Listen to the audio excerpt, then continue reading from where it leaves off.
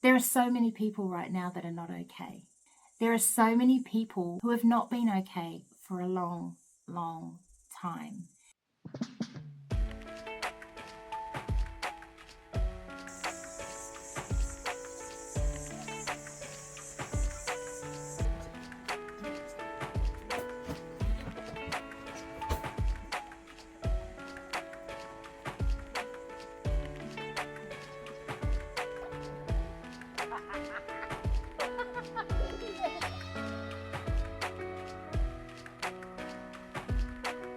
Thank you so much for being here. You could literally be anywhere else on YouTube. You chose to click this video, and I want to say thank you so much for doing that.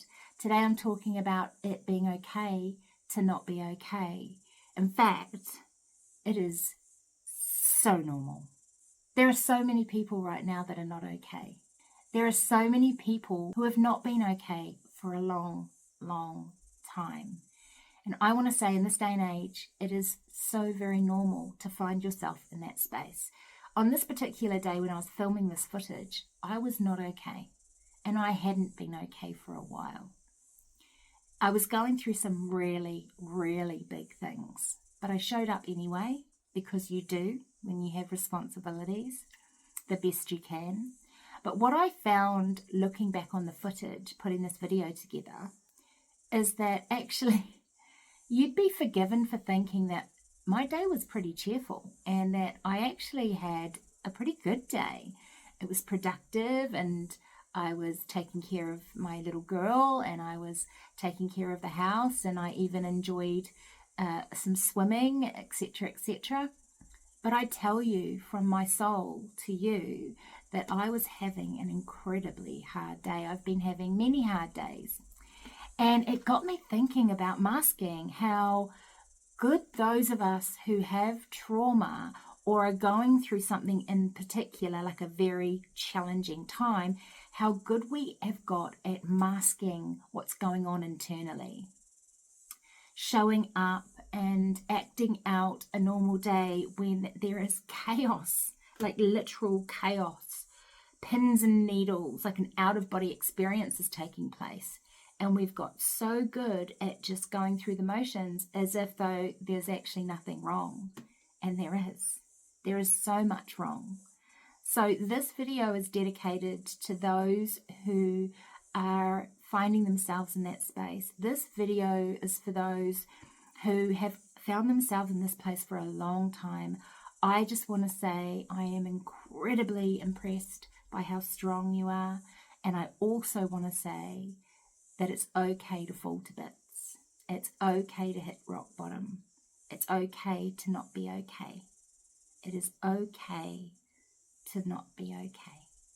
I hope you enjoy this video. Thank you so much again for being here and supporting this channel. Let's get going.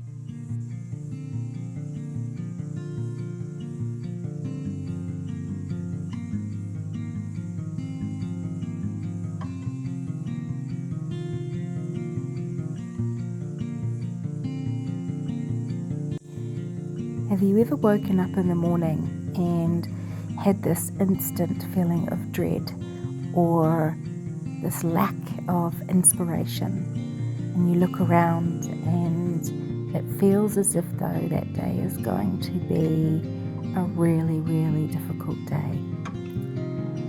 Sometimes I get that way, often when I'm going through a lot. It's incredibly easy to just give in and lie on the couch and do nothing. But that's not really my way. And so something that I do to help me through these days with a little more ease is I get back to the basics. And I write a list of the very bare minimum that I need to do to get through the day, so that at the end of it I can feel as if though I've been productive and I've not neglected anything that's really important to me. And more often than not, I get to the end of these days and I look back at what I did manage to do, and I feel a sense of pride really that I was able to get through it. One of the first places I go when I am feeling this way is to put myself down and punish myself. So this list isn't just about being productive, it's also about loving myself, which is why I say to love myself today, I will. So they are a series of ways that I choose to love myself that day and those that I care about. Showering and getting ready for the day gives me a sense of ease and eliminates any anxiety around people arriving and not being in a very good space, being able to present myself well so that I'm ready for whatever might come. Making my bed helps me feel that very first sense of accomplishment of the day. And making yummy food and filling myself up with nourishing food gives me an opportunity to have energy. Tidying our living spaces gives me pride of my space. And spending time with my loved ones is really important. So after spending some time on the couch reading and taking some time off social media, I do watch a bit of YouTube for inspiration, which is what I was able to get this morning, watching homemaking shows and vlogs that are about taking things slowly and being present in the moment and loving your family. It really gave me this inspiration to fuel myself, and you can see me here kind of talking away because I was attempting to vlog, but I couldn't get there. So I just stuck to nourishing myself and feeding myself good food and pottering around the kitchen. What you can't see yet is that I dropped a whole heap of spices on the floor when I was starting to tidy up. And I needed to take myself down to my room and have a little cry. And that's okay, people cry.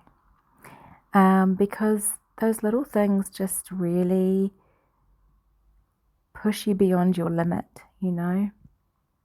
But I pulled myself together and I started my ritual of eating well and putting together some good food, cleansing my body. I left the dishes, all the cleaning. I didn't have the energy for it, so I thought I'd feed myself first. And I noticed my little girl wasn't feeling 100% either. And that's the thing, right? It's not that we have ourselves to consider, but when we have families or work or friends or people in our environment, we're also navigating some of the things that they're going through, and depending on who you are responsible for or what these people mean to you, you're not just getting through the day dealing with your own emotional feelings, but you're also navigating and supporting others through theirs. So you have to show up. And for me, that was putting what I was feeling aside the best that I could and spending some time with my girl so that she didn't feel alone. So that all that I was going through wasn't taking away from her. And that whatever she was feeling that day, she had someone there on her side to help her through. And it required pockets and moments of time throughout the day where I would be able to escape into little worlds where I could focus on something outside of myself and outside of my daily routine. And so I let myself go into other worlds. And what was really cool about that is it lent me energy and inspiration to just get through the day doing small tasks. And making my bed was one of those things that helped me feel accomplished. And it kind of, when you get started on those things, you get a burst of energy. Maybe it's dopamine, whatever it is. You feel like you might be able to do the next task and the next task. And you take these beautiful little relaxed breaks in between to reward yourself with something small that perhaps assists in bringing more inspiration. And it literally took me all day to do a few tasks. I got a lot done, to be honest, but it took me all day to do the dishes. It took me all day to clean the living areas and my room. It just took me all day to potter around, to get the house done. And in all the little gaps and spaces possible, I just stopped and let my little girl have me and my energy for as long as I was able. Felt so good getting my room done, my special and sacred space.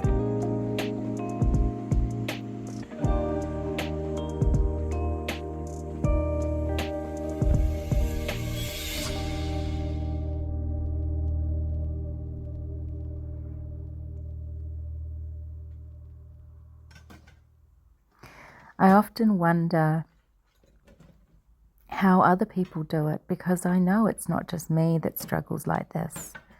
And don't get me wrong, I have amazing days. But this really got me thinking about how other people deal with this, and it got me thinking about what it is that we carry. I thought to myself, imagine those who have trauma or who are going through big challenges and what it takes to navigate those types of things.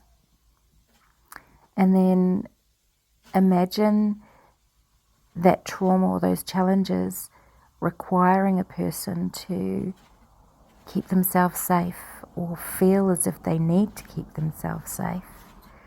Those of you who navigate anxiety and panic attacks, or the kind of trauma where you're looking over your shoulder a lot, which is something I deal with.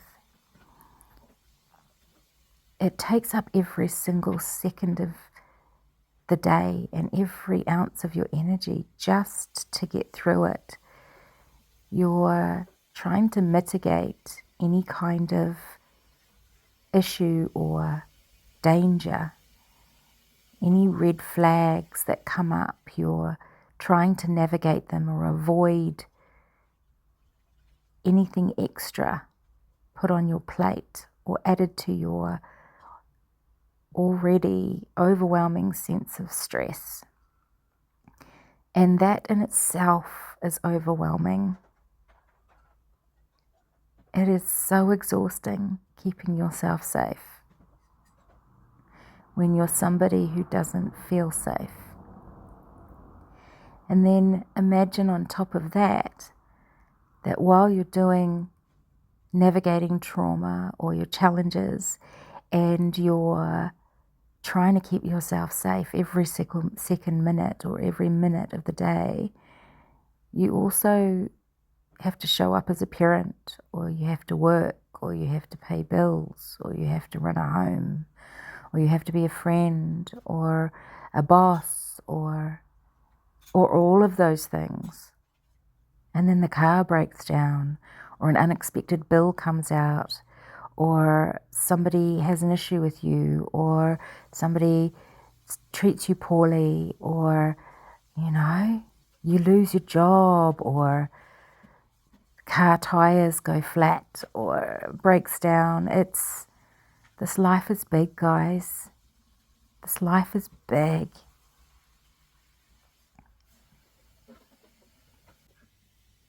And I just love you. I love me, and I love you for getting through this time and these times. We are seeing here the remnants of my spice party. I dropped cinnamon all over the floor. I was very grateful that I didn't smash the jar that it was in. That was a bonus that came out of this. And we take every little bonus and every ounce of grace we can on these days, right? But I walked past the cinnamon about 20 times before I found the energy to sweep it up. It was one of those days where I was like, nope, I'm in charge. I'm in charge of when that gets done, and right now, I choose no.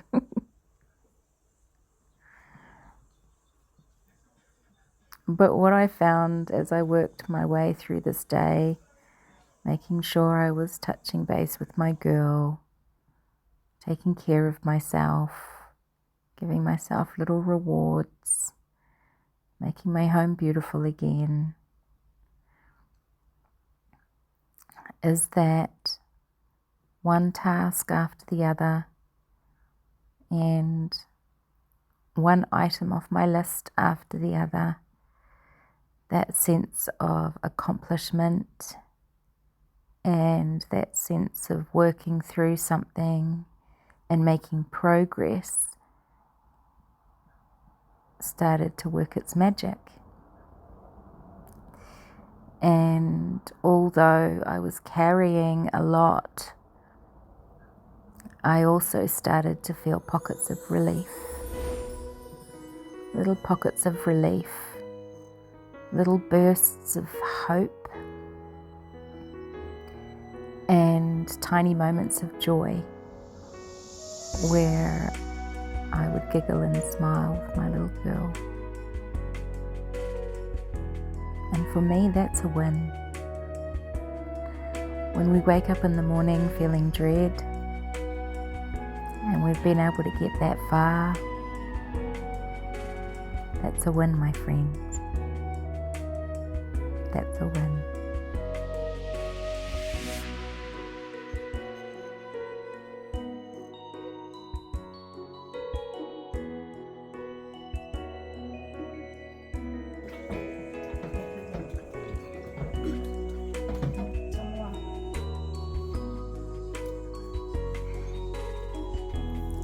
Something else I often think about and sometimes worry about is the depth of my emotions and the depth of my understanding of these emotions and the places that my trauma has taken me.